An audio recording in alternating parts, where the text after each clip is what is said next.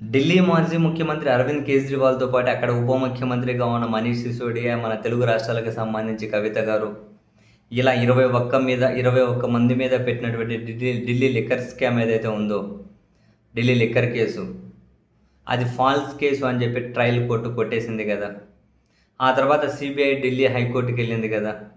ఎళ్లి trial court కొట్టాడని challenge చేసింది కదా! ఆ పిటిషన్‌ని విచారించడం కోసం ఢిల్లీ హైకోర్టులో జస్టిస్ స్వర్ణకాంత శర్మ అనే జడ్జి దగ్గరికి వెళ్తే, ఆమె ఈ కేసు విచారించకూడదు అని చెప్పి అరవింద్ కేజ్రీవాల్ ఎన్నో ప్రయత్నాలు స్వయాన తానే వాదనలు వినిపించారు. తాను ప్రధానంగా వినిపించిన వాదనలో కీలక పాయింట్లు ఏంటి? ఈ జడ్జి గారి కొడుకు, కూతురు కేంద్ర ప్రభుత్వ ప్యానెల్‌లో ప్రభుత్వ న్యాయవాదులుగా ఉన్నారు.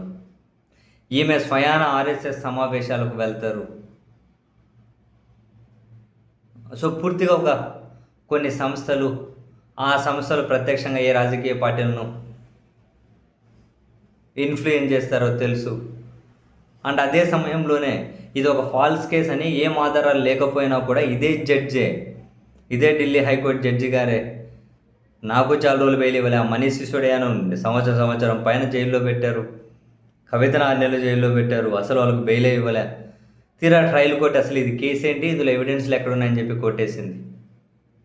సో ఇట్లా ఏ విధంగా చూసుకున్నా కూడా ఈ జడ్జి పిటిషన్ విచారించకూడదు, వేరే జడ్జి విచారించాలి అని చెప్పి అరవింద్ కేజ్రీవాల్ న్యాయం చేయడమే కాదు, న్యాయం చేస్తూ ఉన్నట్లు కూడా కనిపించాలి, కాబట్టి ఆమె తప్పుకోవాలి అని చెప్పి చాలా గట్టి వాదనలు వినిపించారు. సీన్ కట్ చేస్తే వాదనలు విని తీర్పును రిజర్వ్ చేసినటువంటి ఆ జడ్జి తాజాగా తీర్పు ప్రకటించారు. కేజ్రీవాల్ చేసిన అప్పీల్ని తిరస్కరిస్తున్నాము అని. నేను ఈ కేసు విచారణ నుంచి తప్పుకోను. ఎందుకు తప్పుకోను అంటే, ఒకవేళ నేను తప్పుకుంటే ఒత్తిడి చేస్తే జడ్జీలు లొంగిపోతారు అని ప్రజల్లో అభిప్రాయం కలుగుతుంది.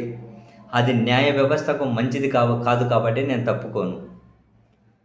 కేజ్రీవాల్ నా మీద ఇండివిజువల్గా చేసినటువంటి ఆరోపణలు ఏవైతే ఉన్నాయో అవి నా మీద చేసిన ఆరోపణలు కాదు, మొత్తం న్యాయ వ్యవస్థ మీద చేసిన దాడిగానే పరిగణించాలి. అండ్ ఎలాంటి భావోద్వేగాలకు నేను లోన్ అయ్యి పని చెయ్యను, నా ప్రొఫెషన్కి నేను ఏమీ అన్యాయం చేయనని చెప్పి నాకు తెలుసు. కాబట్టి ఇలాంటి కారణాల చేత, ఒకటి ఒత్తిడికి న్యాయ వ్యవస్థ తలొగ్గింది అనే అపవాదు తప్పించుకోవాలి.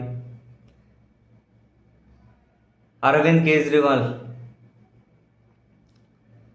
నా మీద చేసినటువంటి అలిగేషన్స్ అన్ని న్యాయ వ్యవస్థ మీద దాడి కాబట్టి, ఆ న్యాయ వ్యవస్థ మీద దాడి చేసిన వాళ్ళు పైచేయి సాధించకూడదు కాబట్టి నేను ఈ పిటిషన్ నుంచి తప్పుకొని నేనే విచారిస్తాను అని అరవింద్ కేజ్రీవాల్ వేసిన పిటిషన్ని ఆమె కొట్టేశారు. సో ఇప్పుడు trial court Delhi liquor case ఏదైతే కొట్టేశారో, మరి దాని మీద కొట్టేయడం కరెక్టా కాదా అనే దాని మీద ఇప్పుడు మళ్ళీ స్వర్ణకాంత్ శర్మ గారు విచారణ చేయబోతూ ఉన్నారు. మరి ఎలాంటి తీర్పు వస్తుంది, మళ్ళీ ఢిల్లీ లిక్కర్ కేసు ఎలాంటి టర్న్ తీసుకుంటుంది అన్నది ఇంట్రెస్టింగ్. చూద్దాం.